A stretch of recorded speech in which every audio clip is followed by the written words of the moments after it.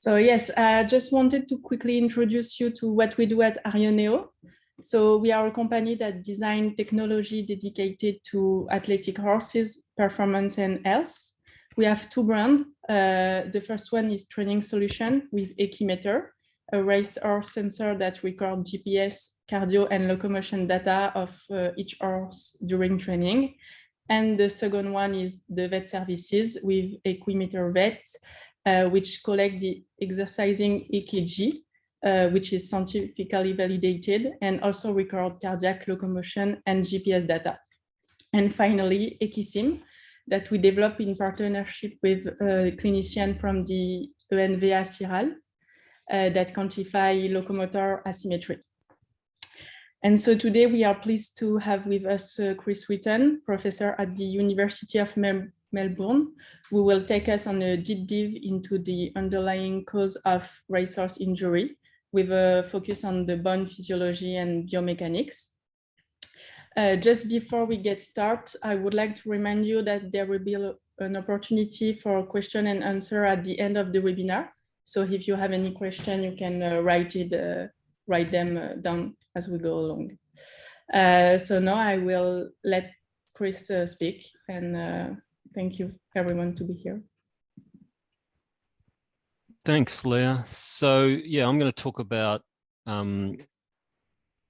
mostly subchondral bone injuries in racehorses, because that's the area of our research we concentrate on mostly, and that's the area where, as I'll show you, the injuries are most common in racehorses.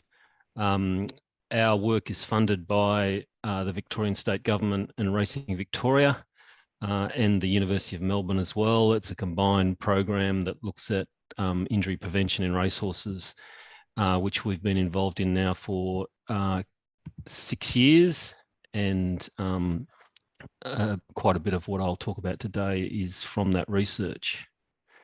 So I'm going to talk about bone material fatigue first, because that's the fundamental problem that we have with racehorses, how the subchondral bone, particularly in the fetlock joint, is loaded, and that's why it gets injured, because of its repeated loading.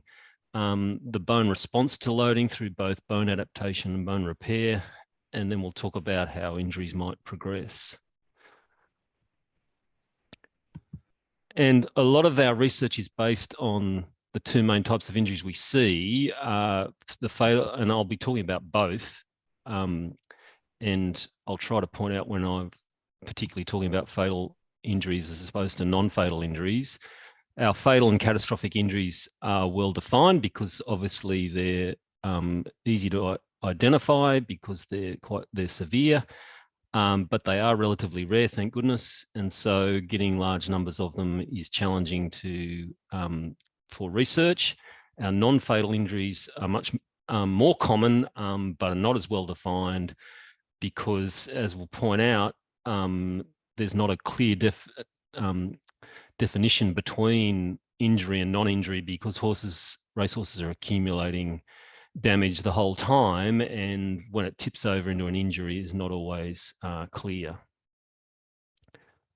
So the first thing to understand about racehorse injuries, and I know this is relatively obvious, but I still see people struggling with this, is that they're not, the majority of limb injuries we see in racehorses are not an accident. The injuries we see in racehorses are specific to racehorses. We don't see the typical injuries in racehorses in other types of horses doing other things, and they're just as accident prone as racehorses. So it's clearly something that racehorses are doing, which makes them prone to the types of injuries they get. And the evidence for this is that there's often pre-existing injury, which has not been detected prior to the main injury occurring, particularly our catastrophic injuries, but also our non-catastrophic injuries. And when we look at sites that are prone to injury, like on the right-hand side here, where we're looking in the parasagittal groove of the distal third metacarpal bone, we see microcracks present at these sites. And so you can see them here, both in transverse, longitudinal, and then in a three-dimensional view, showing you the cracks in the surface of the subchondral bone within the parasagittal groove. So if we have any, sorry, Agnes has raised her hand. Did you want to say something, Agnes? Yeah, sorry, could you actually show your slides full screen that rather than sharing it with yourself, because then it would show the diagrams bigger, because we can see you. What can you see? With the slides. I can see you and I can see your slides. So as a result, your slides are just a half smaller than they should be, it seems to me. But that was just a comment. No, I'll see if I can share them better. I don't know why that's happening. The EM was a little bit small as a result that you've just shown. Thanks. On my side, I can see well. Don't worry if there's no problem for others. I just thought I'd share, because normally you can actually see the slides full screen. Yeah, but you should be able to. I don't know why. You just need to show the, show your slideshow as second slides rather than yourself and the slide. But now we can only see you. Yeah. Sorry to cause some You're hassle. right. No, that's fine.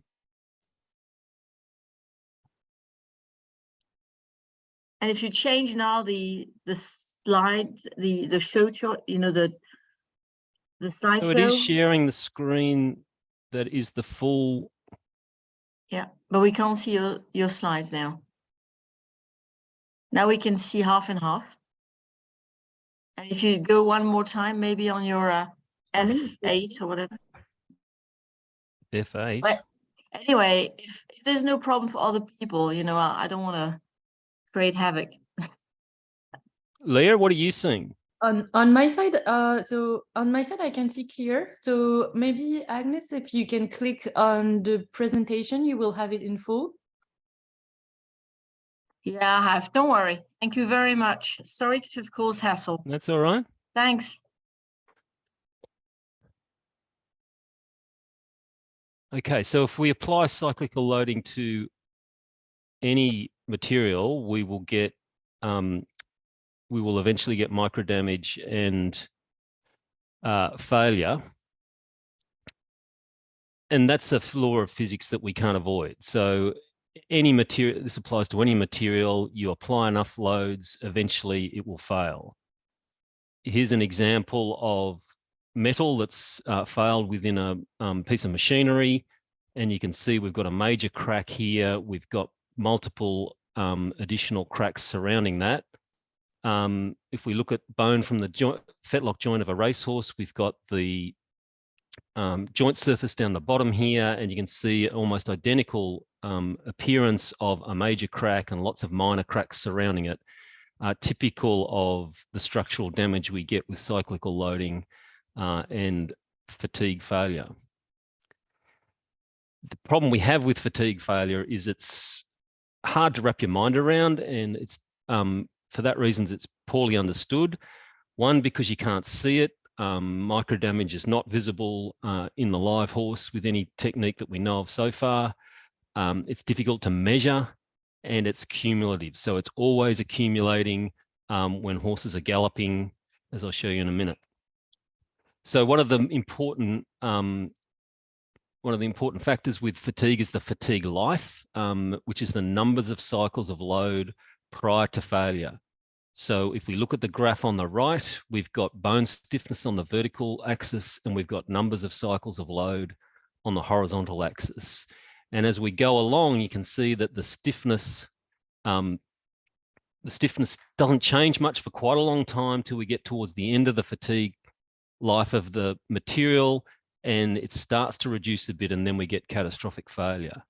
The interesting thing to think about is that bone that has lost about 70% of its fatigue life is almost indistinguishable from bone that hasn't. And that's the scary thing, in that you cannot identify how far down this track you are until you start to actually see micro damage, which, as I said, we can't see in the live horse. That really only appears around about somewhere between 60 and 70% of the fatigue life of bone. So a difficult thing to identify and understand. And of course, the other really important property of fatigue life is that it's proportional to the load applied. So again, on our vertical axis, we've got load, we've got cycles to failure on the horizontal axis. And as you can see, the cycles to failure is an exponential axis. So as we at low loads, we have a very long fatigue life, and at high loads, we have a very short fatigue life. And these sort of loads that we're showing you here on the left are the sort of loads we expect to see in a fetlock joint of a galloping horse. So you might get all these different loads at some area across the joint, and you're going to get failure of different parts of the joint at different times based on that.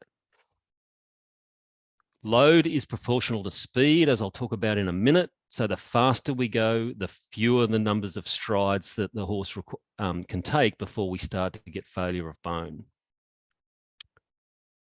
And just to emphasize the effect of speed, when we look at load on the here on the horizontal axis, again, a linear increase. So each increment of load increase there is 12 megapascals on the joint surface. If we calculate, we've done this calculation based on stride parameters in racehorses, and we can calculate the fatigue life that's used up per race. As you can see, as we increase the load linearly, we get an exponential increase in the amount of fatigue used up by each race. So speed is the killer, because speed is what increases load, and we get this exponential increase as we increase speed. So that high speed galloping is the most damaging for bone. And the other thing to note here is this is based purely on stride characteristics recorded with wearable technology on racehorses. And you can see the huge variation in the amount of fatigue that each horse is accumulating on average per race, which goes some way to explain why some horses can cope with various levels of work that other horses can't, because there's a huge variation. And that's typical of fatigue. Fatigue itself is inherently highly variable. So there's a lot of scatter of the data, and that's the reason why we see a large variation in why some horses are injured and some aren't. So with each race, we're moving further along this fatigue life curve at varying amounts.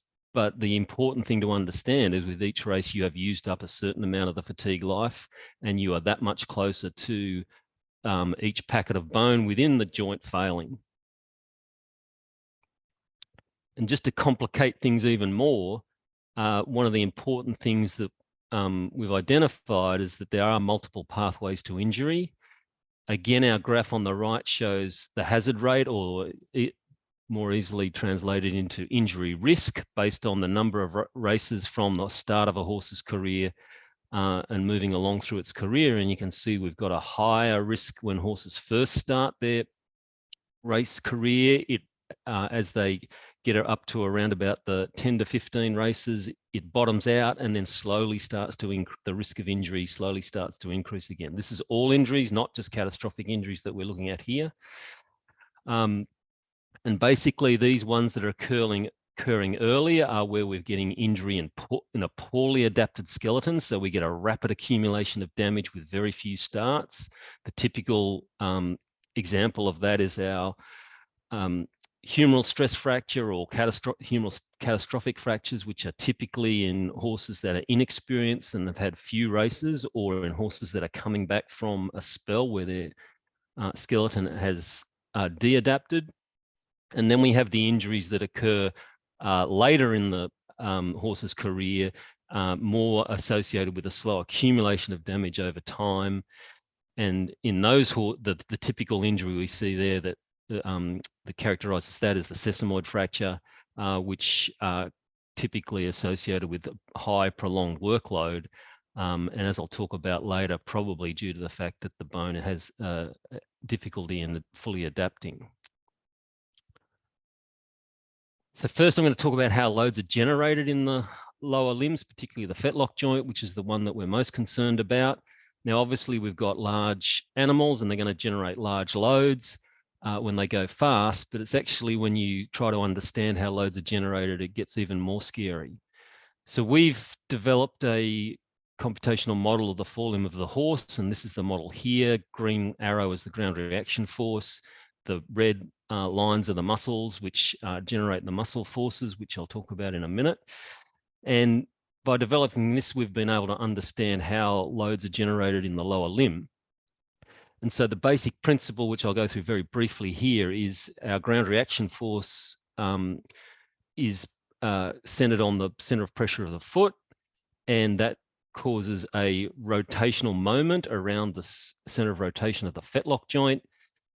That the only thing that counteracts that is the tendons and the suspensory apparatus on the Palmar aspect of the limb. And because we have a difference in the moment arm, so a much larger moment arm created by the ground reaction force compared to the center of rotation of the joint, much larger than the moment arm created by the tendons and the suspensory apparatus as they wrap around the back of the fetlock joint, we need to generate much larger loads in our tendons to support that. Purely through simple Newtonian physics, a shorter moment arm requires a larger force to balance a longer moment arm. And this ends up producing very large contact forces within the joint. And if we look at how those are generated, you can see that for our metacarpophalangeal joint, ground reaction force makes up only about a quarter of the loads generated in the joint itself. The rest is created by the muscle forces wrapping around the back of the joint. We've got our suspensory, our deep digital flexor, and our superficial digital flexor. And then when we look at the sesamoid articulation with the back of the third metacarpal bone, all the loads are generated by the muscle forces. We have no direct contribution of the ground reaction force. So our ground reaction force is large, but then it's amplified by the muscles that wrap around the back of the joint and the suspensory apparatus.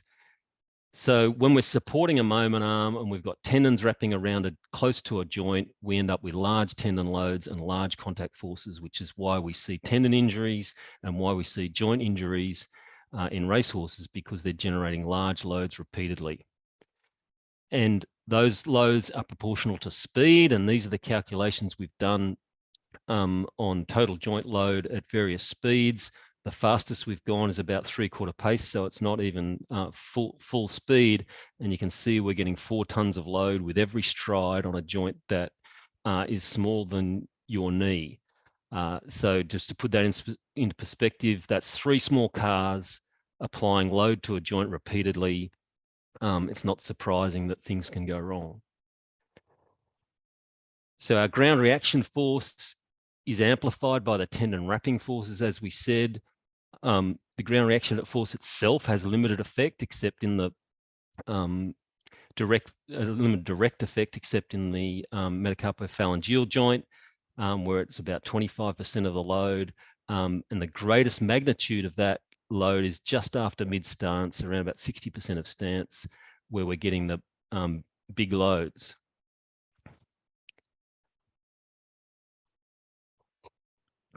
Now, one of the things that people like to talk about and have been concerned about as being damaging to joints is the impact load when the foot first hits the ground. So we get this little spike of load here in the vertical load as well as in the transverse load, and that's the impact load on heel strike. Basically, that's a function of the effective mass of the limb, not the mass of the horse, the effective mass of the limb that's striking the ground, the velocity of the limb when it hits the ground, the area of contact. So if we have a larger area of contact, we're spreading that load somewhat. And then, of course, the material properties of the hoof itself and the surface that it contacts. Now, I don't deny that the impact loads may well be important for the hoof and the structures within the hoof, but in the horse, the hoof is very effective at absorbing that load, with around about 60% of the impact loads being absorbed within the foot. And by the time we get to the fetlock, the majority of the energy created by those impact loads is absorbed. So although they might be important for the hoof and the pastern, they're relatively minor when we get to the fetlock and the knee, which in the racehorses is the areas that we're most concerned about. And the other important thing to understand about impact loads is that unlike the mid-stance loads, which we just talked about, they're not amplified by the muscle forces. So that they end up being of a magnitude much lower than the mid-stance loads created by the created in the fetlock joint, with the impact load, with the mid-stance loads being about 40 times the magnitude of the impact load. So for me, as I say, I think although people talk about these a lot and want to blame them for injury, I'm actually not convinced that impact loads are important for the fetlock joint and above within the limb. What's much more important is the mid-stance loads created and amplified by the muscle forces within the limb. And then when we look at how those loads are spread across the surface of the joint, within our model, we've got a finite element model of the joint surface, and this is showing the articulation between the sesamoids and the third metacarpal bone, and the forces are concentrated mostly axially and slightly more medially than laterally, as we would expect, and we're getting these relatively large surface pressures, again at going relatively slow speeds. And as I say, I'll talk about these sort of loads in a minute, but these loads are extraordinarily high. This is the mean low joint surface pressures that we're measuring at the joint surface in a horse that's only cantering at this at a canter speed. So these are very large loads even at that speed. And when we load the subchondral bone, the majority of the load, the majority of the strain, so the deformation of the joint surface, is superficial, and that's mostly because of the structure. If we model, as we've done here, load applied to the surface, which is at the top, we've got compressive strain at the top, tensile strain at the bottom. If we have a homogeneous bone, we get a relatively homogeneous strain, which we see here in the dotted line on the graph on the left, where the strains at various depths are all about the same. When we model the bone as it really is, with its density, based on its density, we get much higher strains just in the bone, just under the surface of the cartilage, as we can see in the solid line here. So the top region of interest, the first couple of millimeters, is where the majority of the strain occurs. And high strains result in short fatigue life. So here's a bone from the fetlock, third metacarpal bone, Palmar aspect. We've got the cartilage at the top. We're applying loads approximately those which we expect based on our calculations, and you can see the majority of the deformation is in this bone just under the cartilage. And the other surprising thing is how much deformation we get at those loads. It's actually quite significant for what we usually think of as bone as being a relatively stiff and uncompressible material. So if we're going to apply those sort of loads repeatedly, this is the area that we would expect to fail first, because it's going to have the shortest fatigue life, and that's exactly what we see in fetlock joints. The majority of micro damage occurring in the most superficial 2 millimeters of bone just underlying the cartilage. Here you can see the calcified cartilage at the top here, in a joint from a racehorse, third metacarpal condyle, where we've got quite a lot of micro damage in that area. And then to exaggerate that even further, once the bone is damaged, it actually deforms even more. So the strains increase, which makes the deterioration of that bone even more rapid. So here we've got two samples of bone. The one on the top is undamaged. The one below has an intact cartilage, but you can see a crack running transversely just under the surface. And the strains, particularly the compressive strain, which is at the lower series of images, are higher than we see above here. We get a more uniform, still highest at the surface, but not as obvious once we get damaged. So the highest strains are already at the surface. We then damage that and they get particularly high right at the surface, which accelerates the damage in that area. And this is just showing that graphically. Tensile strains at the top, compressive strains at the bottom, and the dotted line is the damaged bone. The solid line is the non-damaged bone. And interestingly, as we get deeper, you actually get less strain in the damaged samples than you do in the non-damaged samples, which shows that the majority of the strain is concentrated in the superficial area. And it's almost like the bone sacrifices itself at the most superficial couple of millimeters in order to prevent the bone below it being damaged. And that's why you get this very focal area of injury at the surface. So typically we get our microcracks at the surface, and if you look really closely at this image, you've got microcracks running in the parasagittal groove of this sample on electron microscopy, and the risk is that they can grow into a fracture. Here's an example of a parasagittal groove from a contralateral limb from one that fractured, and you can see we've got a crack that's forming. There's multiple cracks in the surface along here, but we've got one crack that's progressing into a larger crack. Here's a clinical CT showing a partial condylar fracture forming, and there's always the risk that that can continue on either to form a normal condylar fracture or a catastrophic fracture. And here's some examples of a quite severe but normal condylar fracture on the left, and then a catastrophic fracture on the right where it's got a transverse component once it's gone up the leg.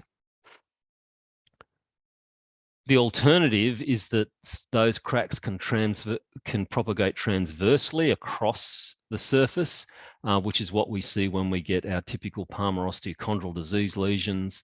And here's an example of that here. Again, we've got multiple cracks all the way along in the parasagittal groove, but we've got one that's become a more major crack running transversely across the surface. Here it is at higher power, and again, you can see that we've got one major crack, but we've got minor cracks either side of it. Our articular surface is still intact in this horse. You can see the calcified cartilage there at the bottom. And so we typically get these, they start off as this subchondral bone bruising with intact cartilage over the top on the condyles of the third metacarpal bone where it articulates with the sesamoid bones, and slightly more severe case there. If we looked under the microscope in those cases, this is the sort of thing we'd see, an intact articular surface with multiple cracks all through the subchondral bone in that first couple of millimeters, as we said. Slightly more severe case, but again, we've got intact articular cartilage over the top, but much more extensive microdamage in that superficial layer and a transverse crack running across. And then we get collapse of the articular surface eventually, as we've seen in these two instances. And this is the sort of thing we see here. The articular surface should be running along here, but this is collapsed in, and you can see the microdamage underneath associated with that.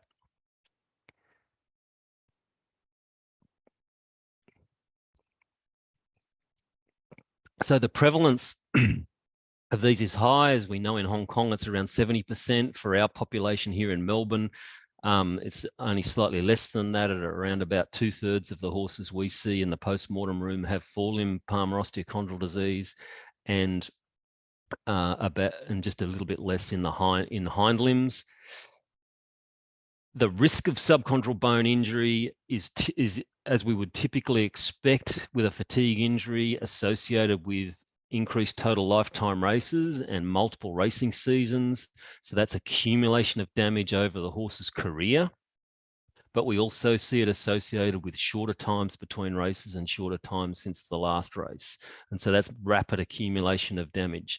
So we see it both with sustained galloping over a horse's career, and we see it more when that is more intense, which is exactly what you'd expect for a fatigue injury.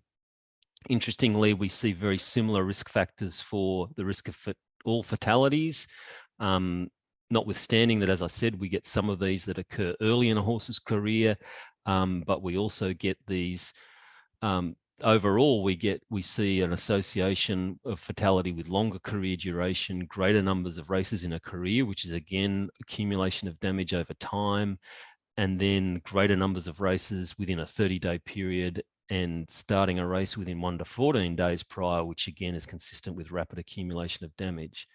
So similar risk factors for two different things, our subchondral bone injuries or our Palmar osteochondral disease, and our fatalities, which are predominantly due to fractures, have a similar thing, which is associated, which demonstrates that they've got a very similar pathogenesis. So, and the other thing that we then see is that the density of microcracks. So when we look at microcracks and quantify them in racehorses, as we have done, we see them, they increase with age. As a horse's career progresses, we get more and more micro damage. Bone at the top has a single microcrack. Here we've got multiple microcracks, and this is one of these ones with the transverse fracture.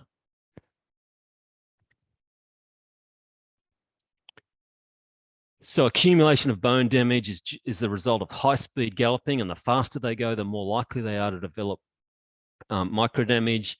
And we need to understand that every gallop reduces fatigue life. We're that little bit closer to injury with every gallop.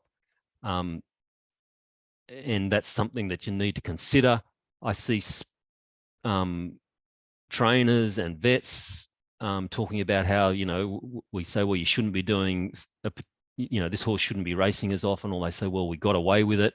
I would argue that you might have got away with it in this instance, but it's going to catch up with you eventually, because we can't avoid the fact that every gallop is getting us that little bit closer to the end of the bone's fatigue life. But of course, then you say, but bone is not a static tissue, and that's correct. It has both the ability to adapt to loading through modeling, and that can be either a net increase when we're increasing the loading, or a decrease in bone volume when we're reducing the intensity of the training.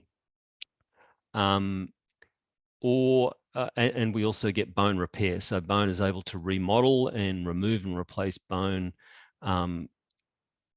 which removes micro damage and resets the fatigue life back to zero. And so it's a really important process in maintaining bone health. So I'll talk about adaptation first. So our subchondral bone adaptation, typically we see, so here we've got an inexperienced horse on the left and an experienced racehorse on the right. So typically when we get adaptation, and this is an extreme example, as I'll show you in a minute, it's actually rare to see bone this poorly adapted in racehorses. But just to make the point that with adaptation, we get thickening of trabecula and filling of trabecular spaces. Our joint surfaces are down the bottom here, remembering that most of our micro damage is going to occur in the top 2 millimeters here. And the interesting thing is with, as I'll talk about in a minute, with subchondral bone, once you fill these trabecular spaces, there's nowhere to go with adaptation. We can't actually add any more bone. We can add more up here, but that's not the area being loaded. The area being loaded mostly is down here. So there are limits to how much adaptation we can do, but the bone can adapt. And interestingly, which again causes some confusion, we get associations between bone densification and increase in fatigue life. So we've shown that the more dense the bone is, the longer its fatigue life. But we also get this very strong association between bone density and injury, with both subchondral bone injuries, fracture and microdamage. The greater the amount of injury we have, the more sclerosis we get of the subchondral bone. Now, the typical way that bone diaphysis, the midshaft of a bone, adapts to loading is to increase its cortical thickness and increase its radius. So here in the top left is an inexperienced racehorse, and then we've got 3 experienced racehorses looking at their mid-cannon area, and you can see various increases in thickness associated with that. And the beauty of adaptation in a long bone is that the resistance to bending, or the moment of inertia as we've got here, is proportional to the 4th power. So for very small increments of increased radius, we get very large increases in resistance to bending. But that's only the resistance to a single load. What we're concerned about in racehorses is resistance to multiple loads, so our resistance to fatigue. And that's been shown in a rat model to be particularly high. So they have this model where they load rats for about 3 to 5 weeks to get adaptation. They get, again, increased in radius, bone being laid down on the ulnar surface, and then they test the fatigue, the resistance to both bending and fatigue life. And in this model, the resistance to a single load increases about 2-fold, but the fatigue life increases about 100-fold. So for small increments in adaptation, we get very large increases in fatigue life. So, and the other thing about mid-shafts is there's no limit to the amount of bone that can be laid on here. So cortical bone, diaphyseal bone actually has a great ability to adapt and resist fatigue injury. Not quite so good when we come to trabecular bone, as I alluded to before. Our response, if we increase bone volume fraction, again, we have a power law. So, but it's not to the 4th power now, we're only to the 2nd power. So our resistance to a single compressive failure load does increase with adaptation.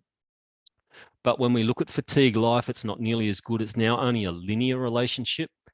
Yes, we increase fatigue life in trabecular bone when we increase the bone volume fraction, but it's only a linear increase. And of course, as I said, once you've filled those spaces, then there's no more bone that can be added.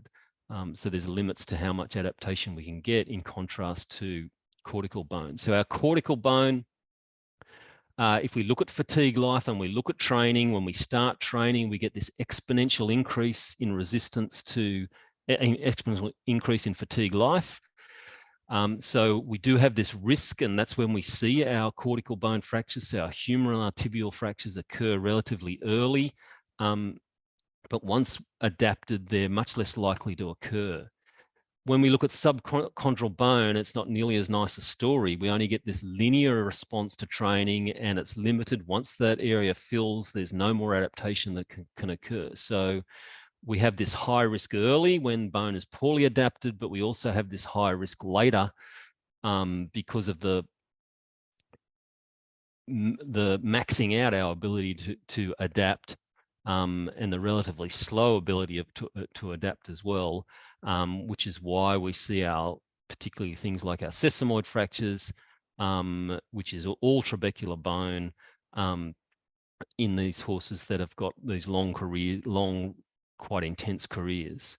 So subchondral bone is probably the weak point, and why we see so many subchondral bone injuries. Obviously, as I say, we do get cortical bone injuries, but they tend to occur early, much less common later, or they occur when horses go out for a spell and their bone de-adapts. And just to emphasize how limited adaptation is in the subchondral bone, here's some work from a PhD student of ours looking at micro CT of bone from horses of various ages. On the left, we've got an untrained yearling.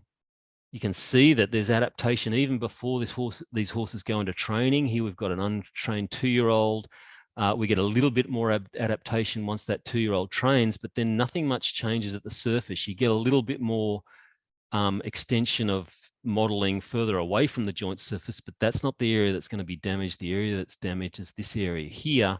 And once we've sort of trained them as a 2-year-old, there's really not much more that can be done as far as adapting, which is why the subchondral bone tends to be a weak point because of the limited amount of adaptation that can occur.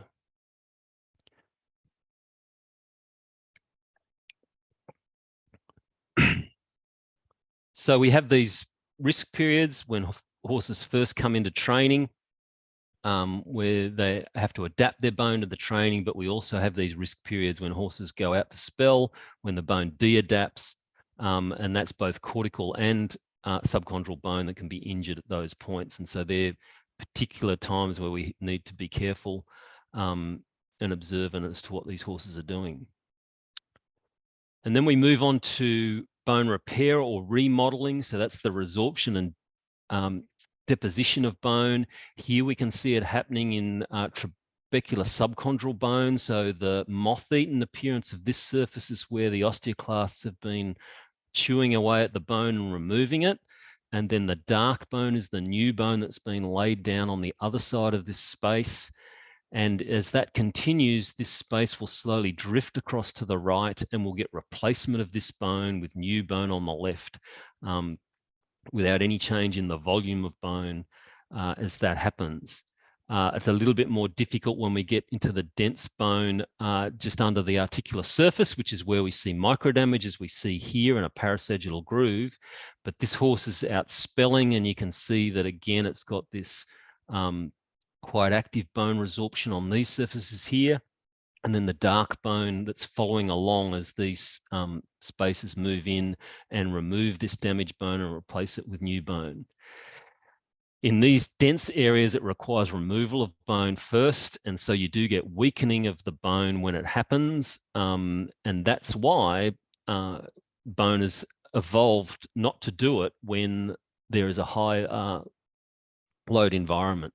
And that was first proposed by Frost some time ago and then updated more recently.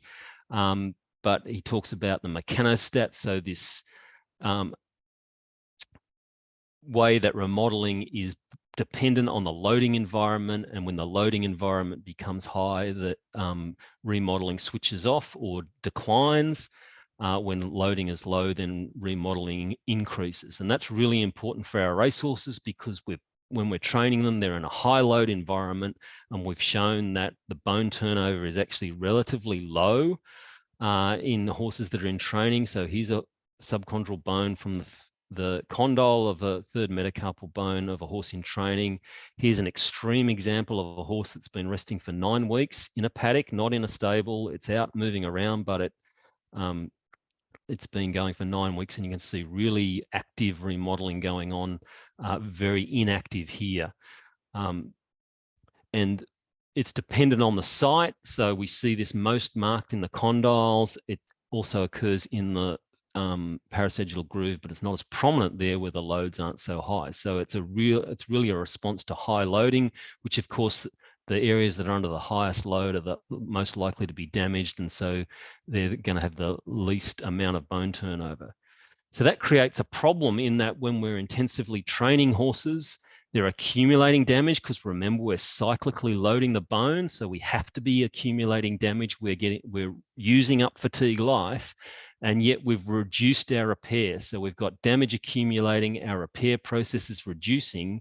So we're in an unsustainable situation where if that continues on, our damage is going to accumulate and get more and more if we don't change the way we train them or give them a spell to allow them to the repair process to kick back in and repair that bone.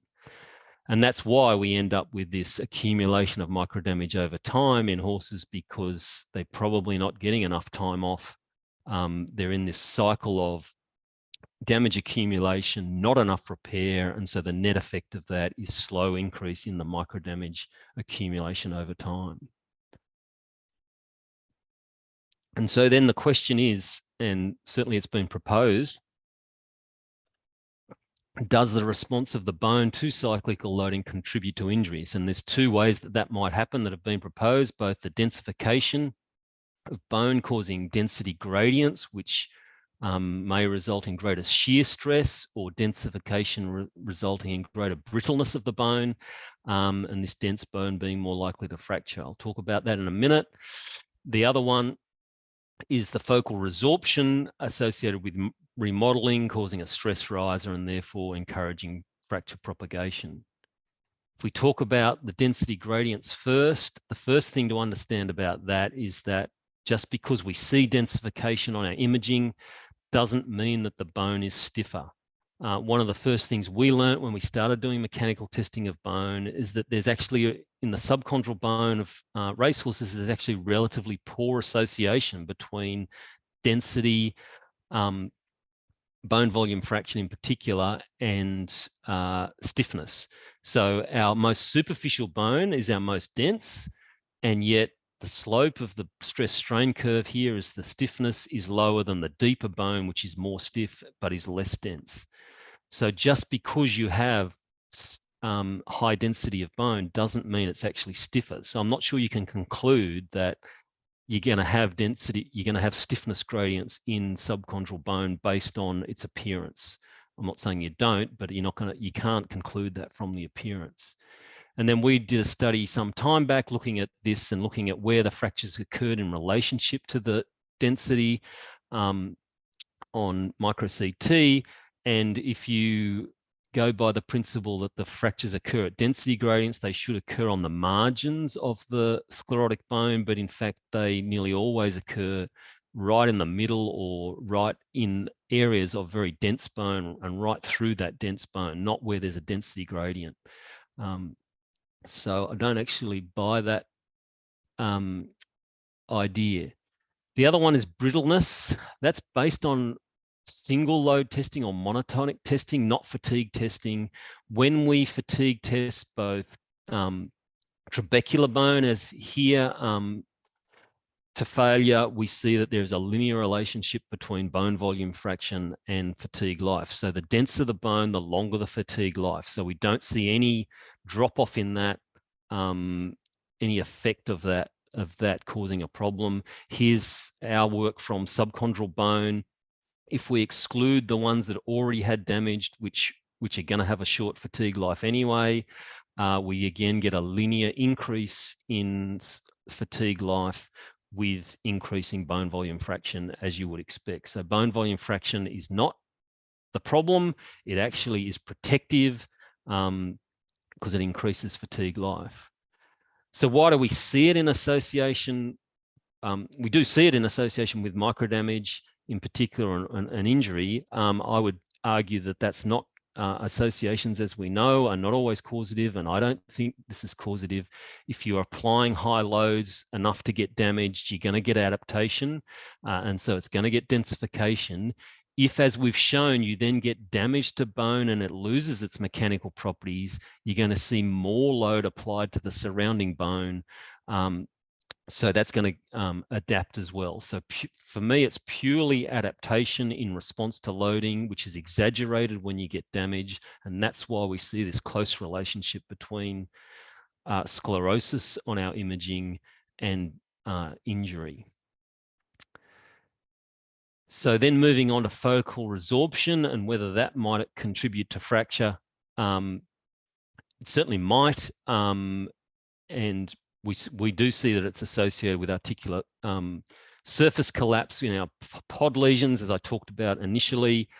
So we looked at articular surface collapse and we saw that the cartilage was intact over the top. We get the calcified cartilage layer collapsing into these lesions. It's very prevalent in racehorses. Some degree of surface collapse is common. It's associated with more career starts, higher earnings, and more microfractures, as we would expect. And we notice that when some horses are resting from training, we can get this quite focal resorption. If we look at that under high power, you can see now that the articular surface is lost its support here. I know this is only in 2D, but you've lost your support here. If you then apply your 4 tons of load, if that horse just goes for a canter around the paddock, it's not surprising that that might well collapse because it's being undermined by the focal resorption when this horse is out resting. And so this turns into this when we get this collapse of the articular surface. So focal resorption can certainly contribute to that. Whether it contributes to fracture is much harder to know. It's been proposed that it can act as a stress riser, and that's reasonable to assume. But it's basically a repair process which we want to prevent fracture. So there's both downsides and upsides of it occurring. I think the important thing to understand is it rarely occurs in isolation. So when we get focal resorption, there's usually surrounding sclerosis. So we need to consider the net effect of that. But I still think that focal resorption may well be an issue. And there's a really nice modeling study that looked at this in a computer model and showed that mostly the resorption was protective because it was helping replace bone that had fatigue with new bone, but when you got into very high levels of cyclical loading, like we probably see in our racehorses, then it may well contribute to bone failure. So it's one of those things, it depends on the loading environment as to whether it may contribute to fracture propagation or not. So to conclude, speed is the most critical for bone loading. The faster these horses go, the more load they're going to apply to their bone, and the fetlock is subjected to the highest loads within the limb, and that's why we see fetlock injuries commonly. Bone under the directly under the cartilage undergoes the highest strain, and so we see fatigue failure of that bone just under the surface. And a high magnitude cyclical loading stimulates adaptation and inhibits remodeling. So although we get adaptation in the subchondral bone, that's limited to a degree because of the nature of the subchondral bone, and our remodeling is inhibited, so we're going to get accumulation of microdamage. The microdamage itself causes loss of stiffness, so we get greater strains once it starts occurring, which accelerates the process. And then focal remodeling with surrounding densification may result in healing, but we can also get fractures propagating if damaging is accumulating too rapidly, proximally to reduce a fracture like we see here, or transversely to produce a Palmar osteochondral disease. I need to acknowledge my research team, my collaborators, and again, sponsors, the people that fund the program that we have here, Victorian State Government, Racing Victoria, and the University of Melbourne. And I'd like to thank Arioneo for allowing me to speak. Thank you.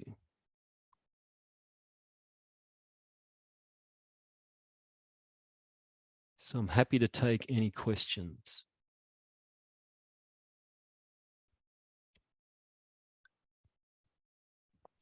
Thank you, Chris. So if you have any question, you can open your mic or send your question in writing if you can speak for the moment. Thank you.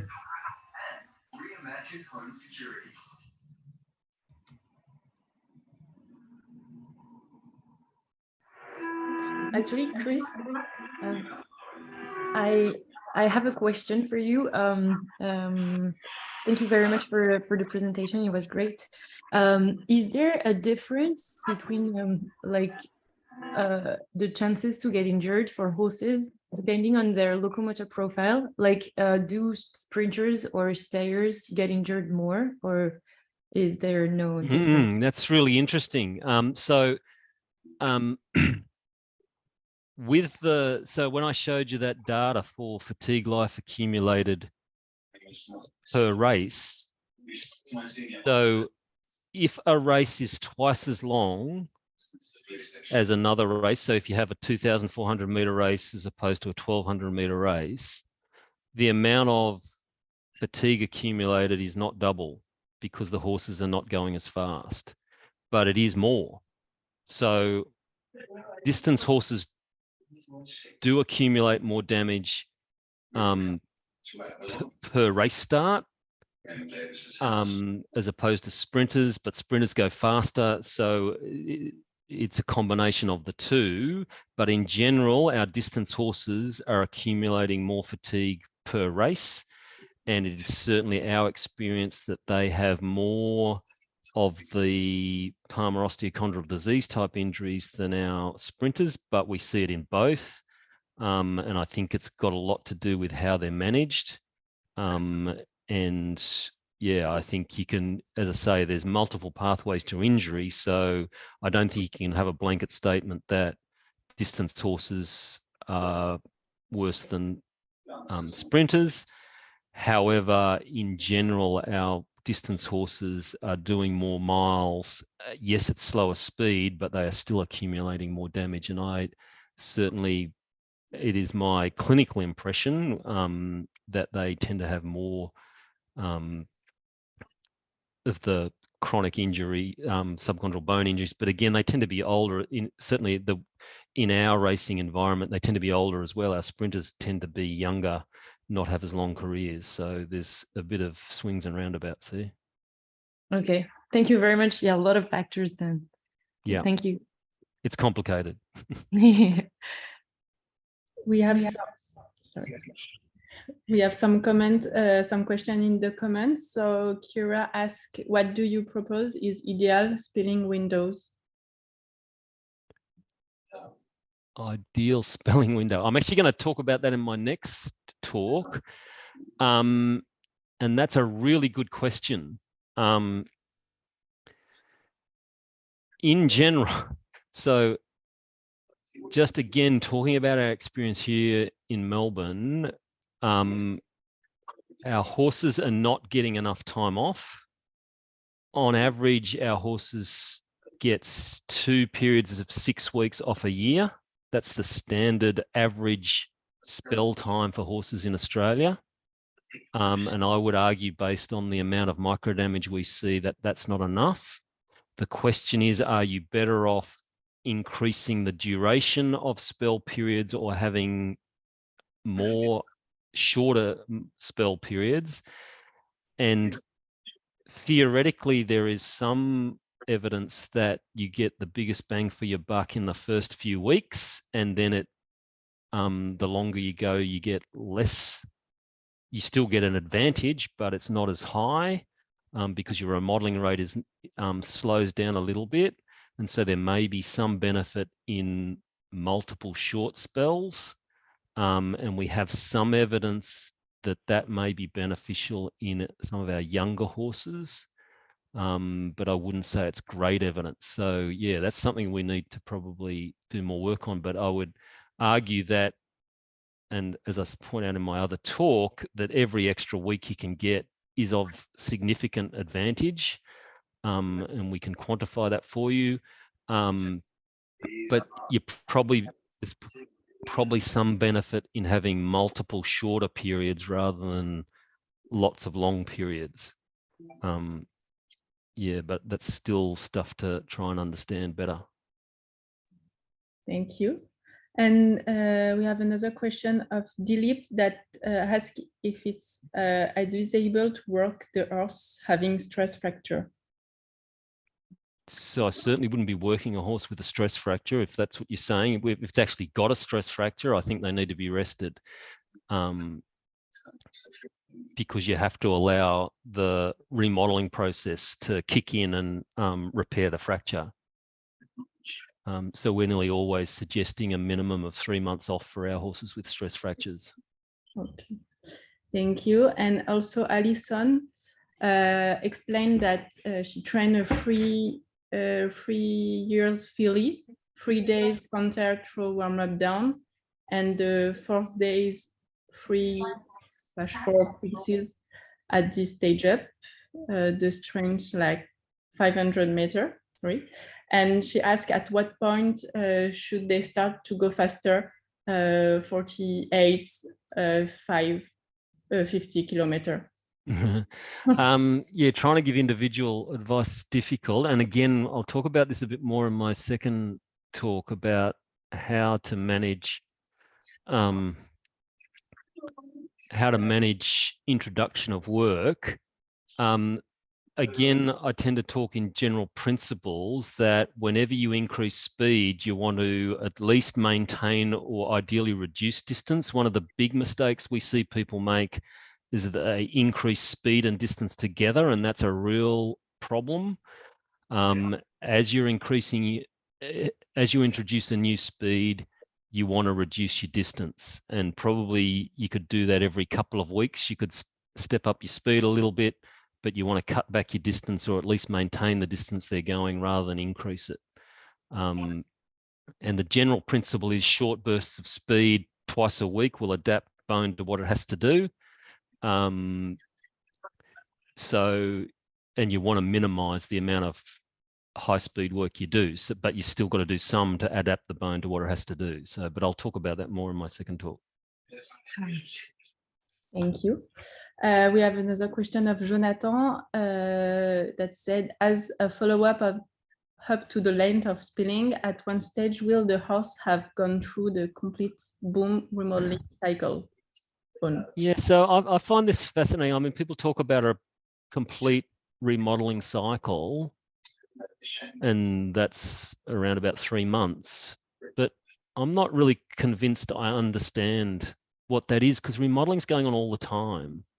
Yes, it decreases and increases in the amount, but I think people get hung up on this complete cycle business, and I'm not sure that it's that relevant. Yeah, so I think it's more to just do with the time and how quickly bone adapts, which, as I say, I'll talk about a bit in my second talk. Okay. Another question of Dilip that asks what medication we should give if stress fracture occur, but maybe it will be in. Well, if you're asking me, I'd say none. And again, I'll talk about medication in my second talk. I'm not sure that there's any. So I'm not aware of any medication that increases bone healing, unfortunately. I'd love there to be something.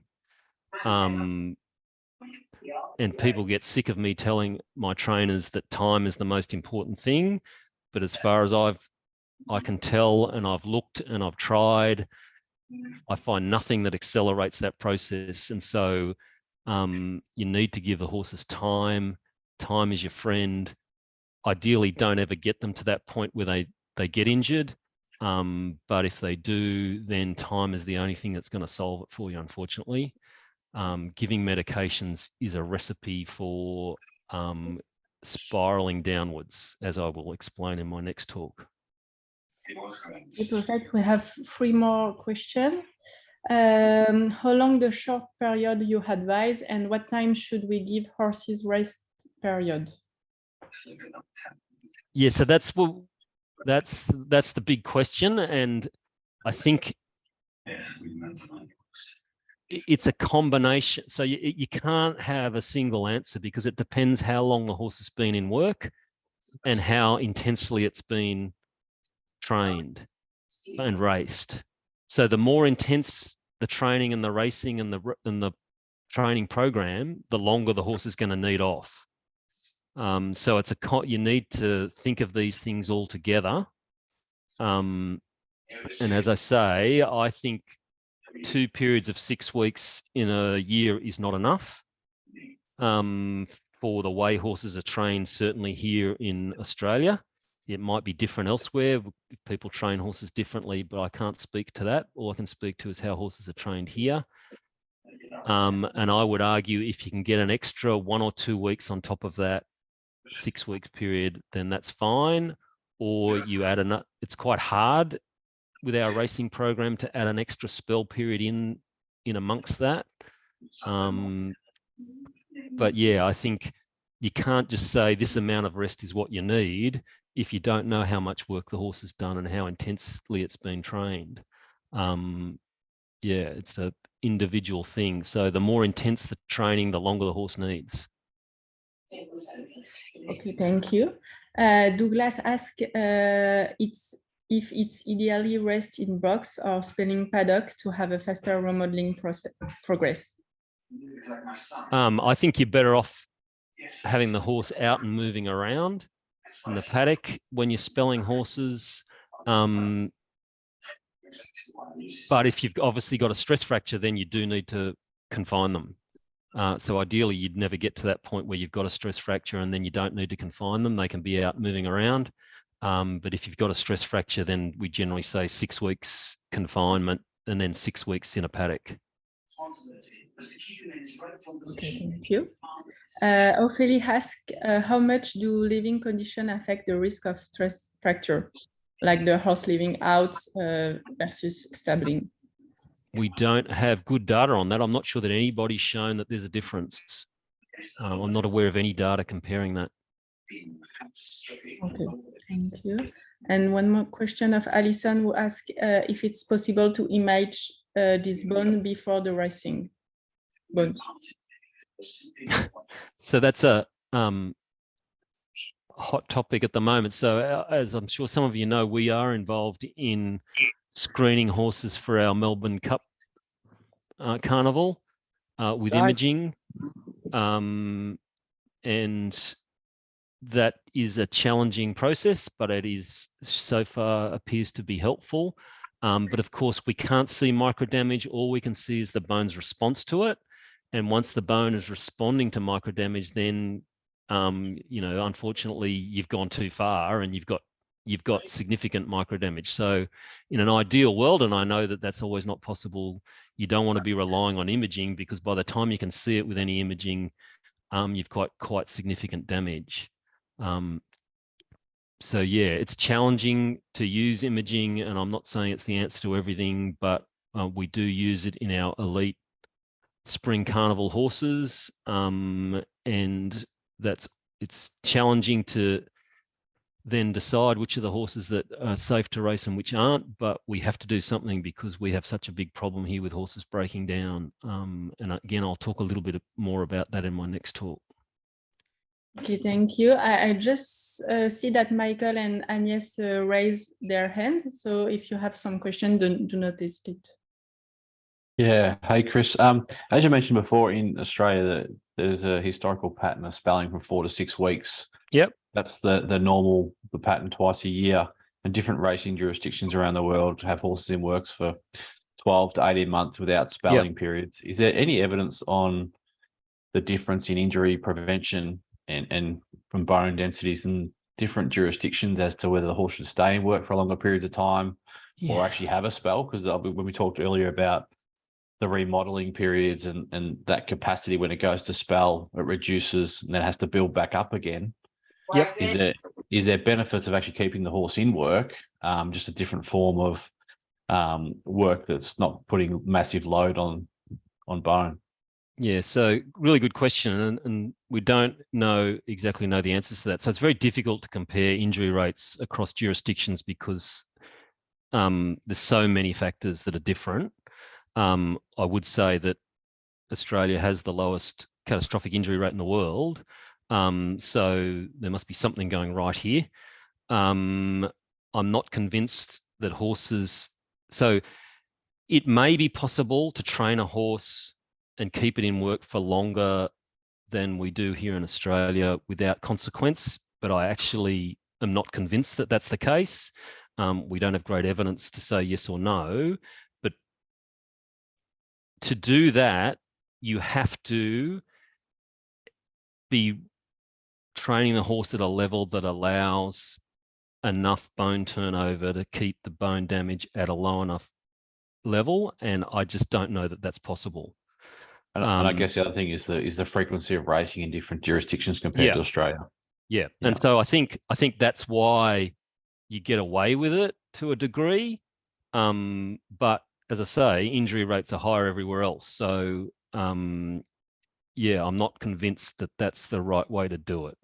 And based on our knowledge of physiology, of bone physiology, I'd find it very hard to believe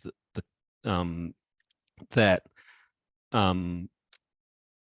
it's possible to keep a horse in work for prolonged periods without consequence. And, you know, we look at the amount of micro damage that horses have worldwide, and it is, in my opinion, higher than it needs to be.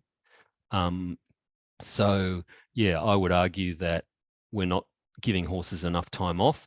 It may be, and you're right, you know, it may be you're right, and that you don't need to give them a complete spell. You just need to back off and reduce the training load for a while. And that might do it, but we just don't have the evidence that that's the case.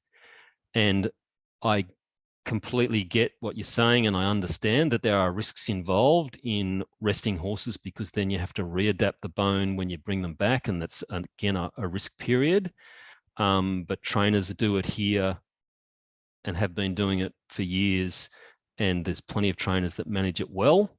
And so I think the benefit of the rest period outweighs the risk involved in the deadaptation and readaptation, but I'm not pretending that that's not without that may not be a problem, and you know, you need to show some care in doing that and some understanding of how to do it appropriately.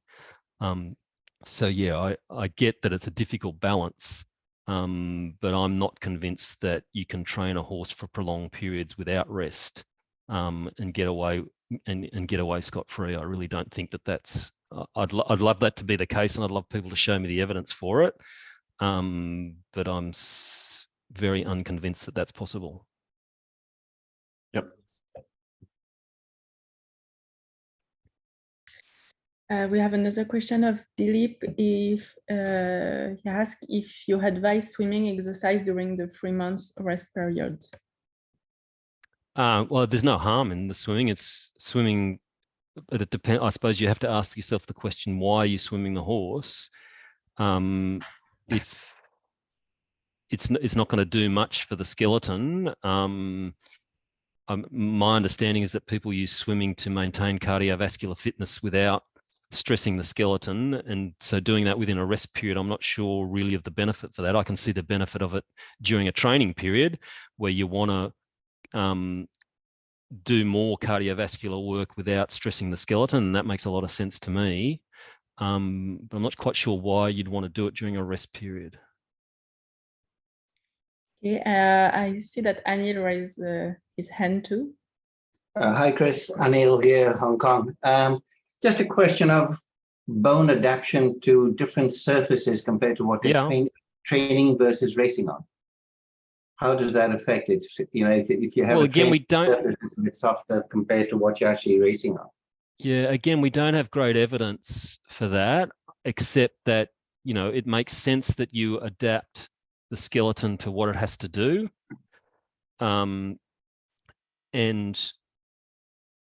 in particular speed. So for me, the biggest effect of different surfaces is their speed. Fast surfaces are dangerous surfaces.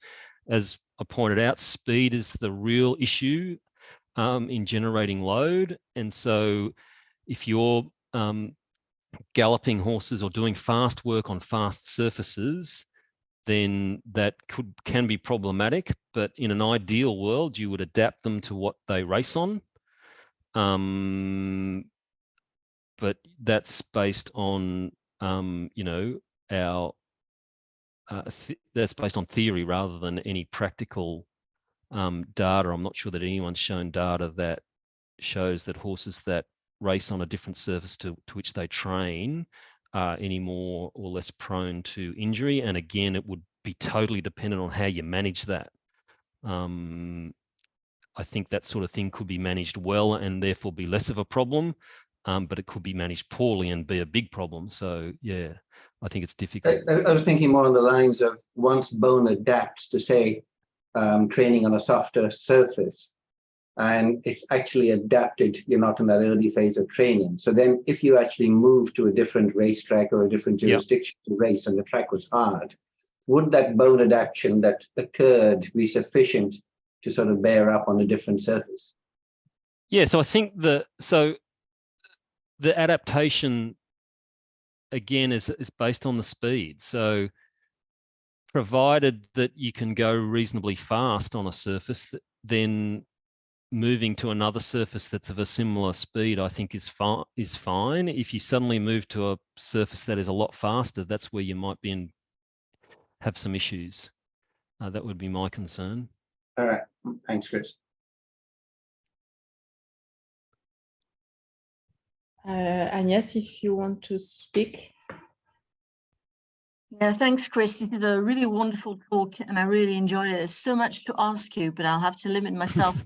Especially, it's such a wonderful dynamic process between the subchondral, the cortical bone and the trabecular bone, etc. So going just back to rest, the necessary rest periods. Yeah.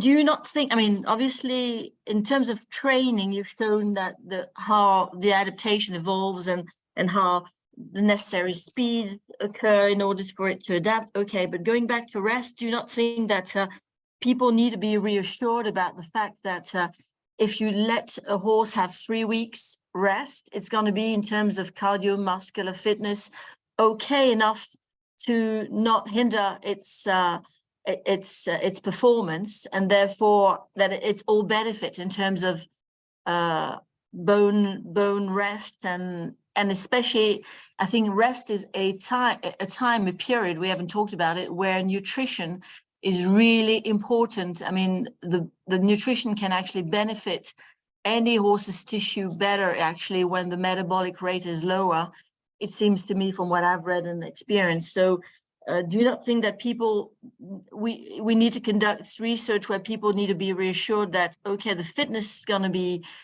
maintained if you let the horse off for 3 weeks, and therefore it's all benefit? Thanks. Well, that's again, I'll talk about that in my second talk. That is a bit of a problem in that cardiovascular fitness is maintained longer than skeletal fitness. And so there is a risk with short rest periods. And I'll show you some data on that, and we see that, I mean, I see that common clinically. A horse gets rested because it's got an upper respiratory condition or something like that.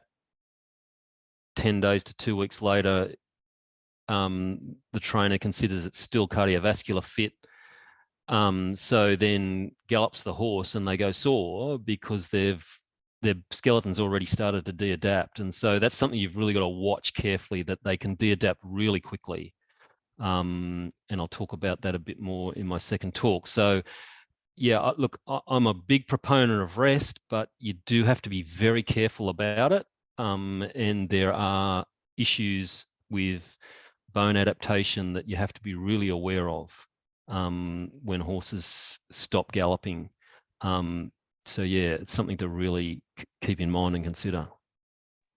And if I just may ask, why do you sometimes have transverse versus longitudinal fractures, as you showed? That's a really good question. And I think it might be to do with the speed at which the crack forms. So if the crack forms more slowly, there's more opportunity for modeling deeper to the fracture to occur and deflect the crack transversely. Whereas if it happens really quickly, it can escape that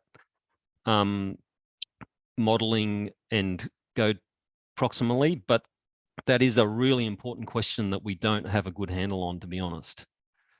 And just the last question, sorry. What I find fascinating is the relationship between density and stiffness.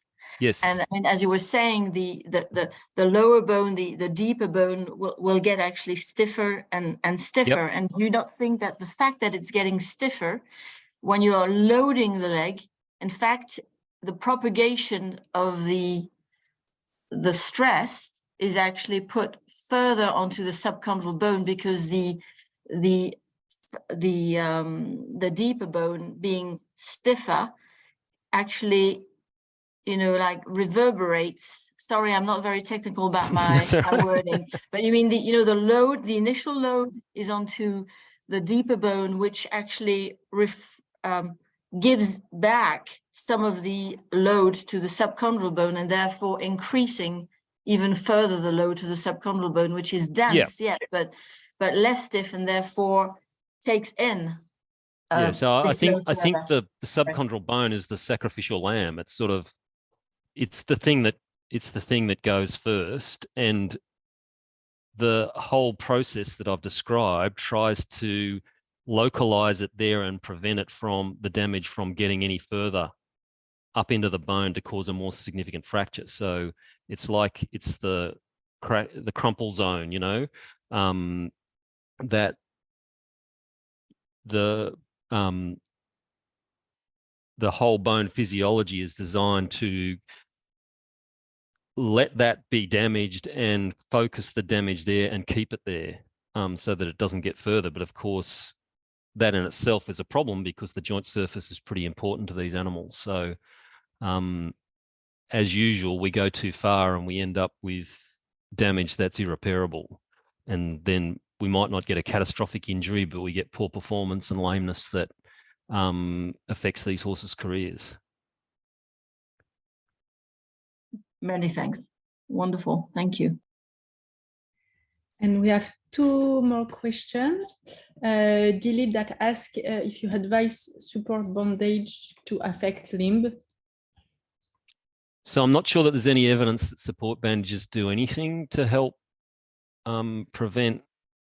It depends what you're doing. I mean, I think support bandages are fine once you've got an injury to deal with swelling.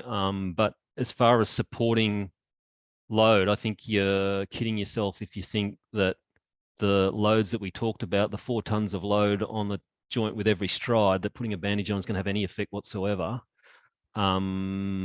So unfortunately, I don't think they do anything as far as that's concerned, but they may well be useful for treating injuries once you've got an acute injury. But for injury prevention, I don't think they do anything except for preventing, you know, horses galloping on themselves and skin wounds and those sort of things. They may well be of benefit for, but as far as preventing the sort of injuries we're talking about, I think they have no use whatsoever. Okay, thank you. And the last one is from Jonathan that asks if early training of pre-2 years old is benefiting to their adult career. So there's certainly some evidence that that's the case. And in all species, the bone is most adaptable pre-puberty. So trying to maximize your bone adaptation, there is benefit in starting training early. And so, yeah, I definitely think that's of benefit. Obviously, you have to be careful because if you overdo it, you might lose that benefit and create injury. So there is a balance there. We have reasonable epidemiological evidence that horses that start their careers later are more prone to injury. But of course, that may be because the reason they're starting their careers later is because they've had issues already, or they're late developers or poor developers anyway. But the general principle is that bone is much more adaptable in young animals and young people. And so the earlier you can start applying the sort of loads that they need, that you want them to adapt to, the better. But you have to be very careful about it because their fatigue life is very short when they're young, because their bone is not well adapted. So it's one of those things where getting the balance right is challenging, but there is definitely benefit. Thank you. And just we have a last one question, if you have time. Do you think that following the acute chronic workload ratio approach, could you help in reducing bone injury for horses? Well, it certainly makes sense. Because if your ratio, your acute chronic workload ratio is high, that means you're accumulating microdamage rapidly. And we know that's a risk factor, as I showed. So rapid increase in workloads, particularly in bone that's not well adapted, is a risk factor. So yes, I think that's a reasonable thing, and consistency of work is important, but also the volume is important as well. So it's not just the change in workload. So that there's both an issue with change in workload as well as total volume. But yes, you can get away with higher volumes if you get there more carefully, and you adapt the bone well. But unfortunately, the way our horses are, I still think that the absolute volume is critical as well, because, as I say, they're accumulating damage all the time. And the amount of work, basically what I try to tell my trainers is you need to minimize the amount of fast work you think you can get away with, because any extra is, and I'll talk about this in my next talk, any extra is of no benefit and is potential to cause injury. But yes, I have no problem with acute chronic workload ratios and trying to follow those. Okay, thank you, Chris. So I'm gonna have to put an end to this very interesting webinar. Thank you very much, Chris, for this presentation, and I hope that everyone enjoyed it. I'm gonna to send the replay by email to everyone at the end of this week. And if you have any question, you can contact me by email. Thank you everyone for joining us, and we will see again on April 20th for the